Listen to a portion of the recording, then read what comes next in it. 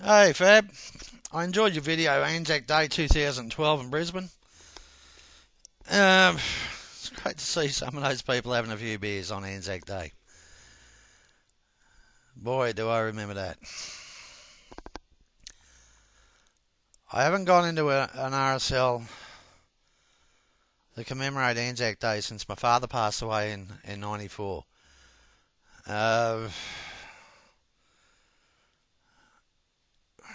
Mainly it's a private thing because I miss my dad that much. But, mate, that doesn't mean I disagree with people being in an RSL having a few beers after ANZAC Day march. Of course not. That would make me a hypocrite. And so I remember my father coming home on many occasions on ANZAC Day. Had been in the sergeant's mess over at Amberley RAF base. And they'd been drinking 20-cent beers all day. And they'd start off with rum and milk and then get stuck into the beer at 20 cents a pot. And you can imagine what he was like when he come home. Because I do. I remember it very well. He went out looking like a shiny new penny and come home looking like a train wreck. Medals up here and tie all ski with. His jacket half on and off. And, yep, Mum going crook at him. Oh, God, she used to go spare at him. And I said, Mum, leave off. Him and his mates, have that right. They earned it. Whether you agree with that or not, they actually did earn it. One day out of the year, he used to come home looking like a train wreck. And he was a very, how would you say, a very articulate man in many of his ways he did things, including the way he presented himself normally, except one day of the year. Oh, Lord Almighty. But,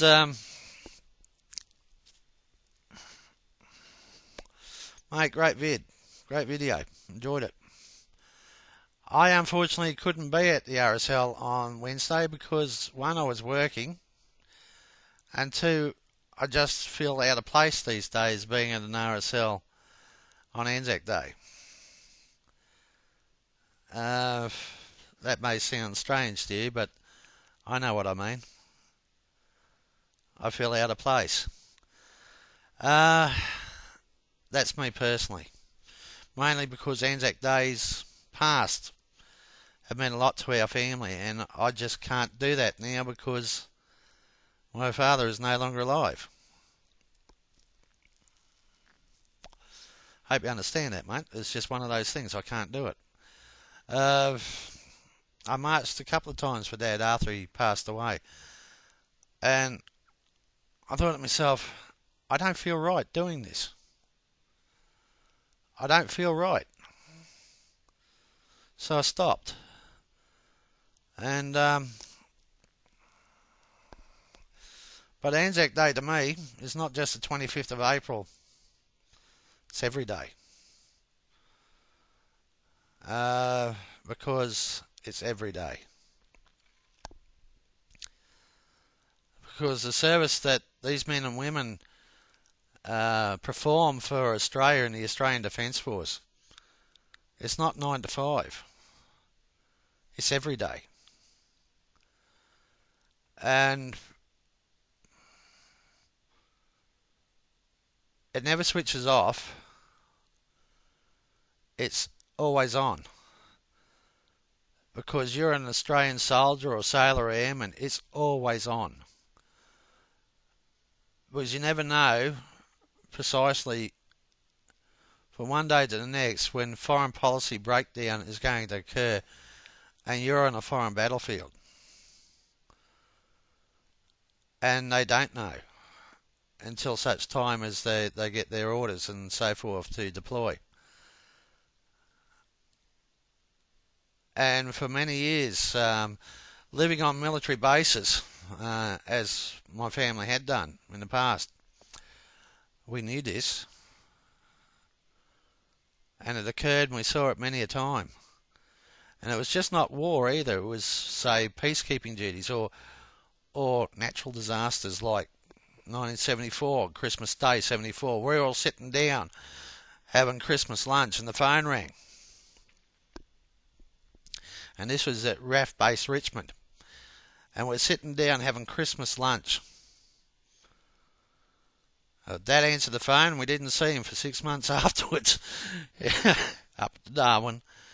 And two of my brother-in-laws had to go as well. And they were on deployment. Up to Darwin. With Dad, we didn't see him for nearly 18 months, 2 years. During the mid-60s. Because he was deployed up to Malaya during the riots up there in 1960, 66. And then deployed up to Ubon in Thailand. And we didn't know he'd been deployed over to Nui Dat in Vietnam until he came home. And this is the lifestyle of the Australian Defence Force. And I saw those young diggers on there, and I'm thinking to myself, well, you boys know what it's about. You know what it's about being deployed, and so did Kerry. Whether you agree with the war in Afghanistan or Iraq or whatever, and you think to yourself, well, we should bring the diggers home. Well, unfortunately, that won't occur until the mission's completed. And who's to say what the mission is and when it will be completed? And unfortunately, young men and women who serve in the Australian Defence Force do not dictate foreign policy. That is the area of government. Whether you agree with the war on terror, whether you agree with this current conflict we're in, you are entitled to your opinion. But for what it is, well, you have no choice in the matter. And particularly these men and women in the Australian Defence Force, they have no choice in this matter. They are deployed on service whenever the government requires them to do so. It is not a debating society. It doesn't matter whether you agree with war or not. Because as men and women and in mankind, we have never been able to find a solution to peace. And Jesus Christ said of this that there will always be wars, there will always be conflicts. This is the same Jesus Christ who said on the Sermon on the Mount, "Blessed be the peacemakers, for they shall inherit the kingdom of God." And we would all love to be able to sit down and discuss our differences logically and be able to and find solutions. But unfortunately, we cannot. And this is the nature of the beast of mankind. Whether you agree to that or not, that's not the discussion. That is the reality. And on ANZAC Day, we commemorate thousands upon thousands of Australians who actually gave their lives in conflicts around the world.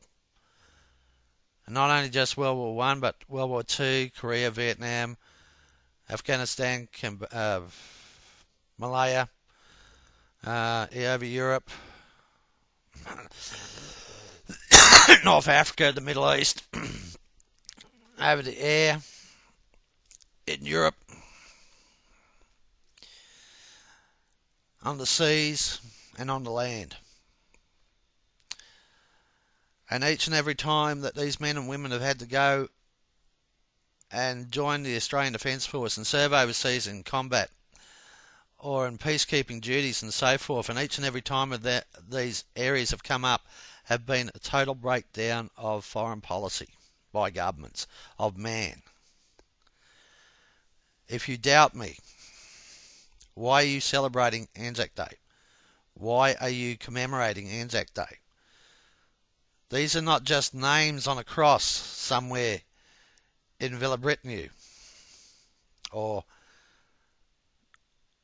North Africa or in Gaza or in places around the world on war memorials of these names. These names represent real men and women who gave of their lives to their country.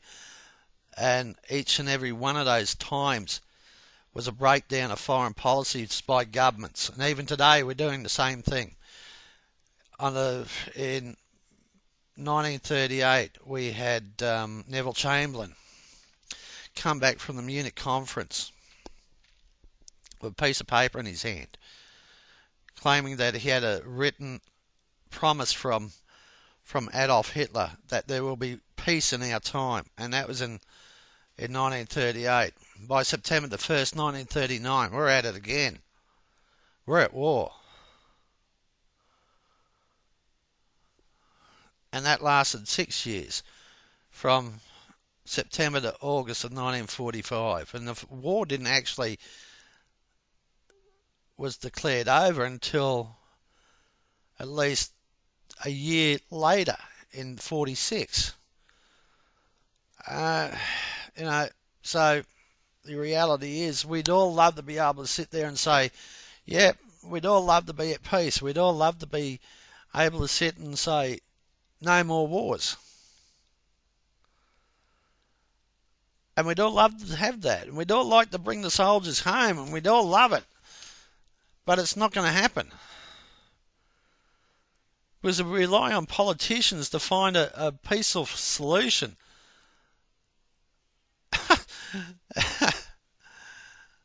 Yeah, right. It's not going to happen. And we can protest against war, and we can do all that, and we can disagree with the processes of war and so forth, and we can turn around and slam our soldiers for war crimes or supposed war crimes and so forth. And we can always sit there and say that. But until such time that we can find an actual solution to peace, then it's not going to happen. And Fab, we've got a Muslim running around on YouTube right now, today. Right, I've got a message from him, and you've had some as well, who's saying that Islam is going to be the dominant religion. And we're going to have this Islamic sultanate, whether we want it or not. And he's no different, in reality, to Adolf Hitler, who wanted to dominate Europe and the world and so forth, and the Japanese and so forth. He's no different from them. He wants to force his religious idealisms on us and claim that Islam is the dominant religion and we're going to have to take it whether we like it or not. That is no different from the reality of Nazi Germany. That is no different from any other dictator that's had these ideas of world domination.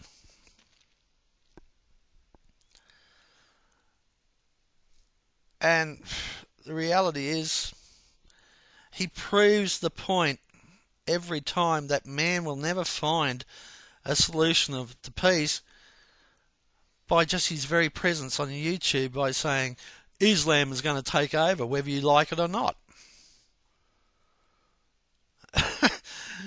Yeah, oh well, never mind. That's the way it goes, and that's the way we are as men. And unfortunately, that Islamic man that's running around saying that is proving the point in the case every day. We will never have peace because people like him don't want it. They want their type of peace.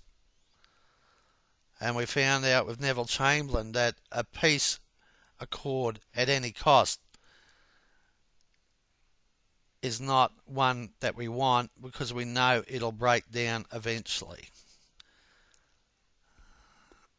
Sorry to drag it down, but that's the way it is. Bye folks, and Fab, I still liked your video. I still enjoyed it. Bye, mate.